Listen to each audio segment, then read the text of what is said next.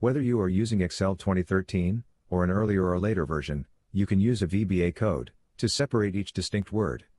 Right-click in this box and paste the VBA code. Press Ctrl+Enter. The first joined word text entry, Excel automation, will be split into separate words. When the plus symbol, that is, fill handle appears, double-click on it. All remaining entries in the column will also be separated.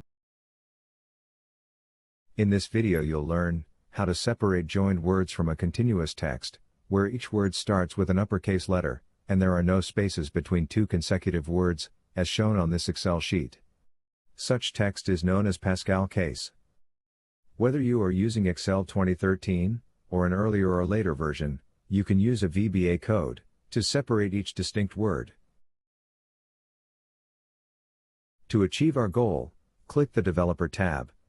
Then click Visual Basic. Visual Basic Editor window will open. Alternatively, you can press Alt plus F11 to reach this window. Click Insert tab, and then click Module. Now go to the description of this video. Click the link of the Word document to open it. Copy the VBA code from the Word file. Then go back to the Visual Basic Editor window. Right-click in this box and paste the VBA code. Press this Excel icon to reach the Excel sheet again. Select the cell B2 and press equal key, then start typing the text, split PascalCase.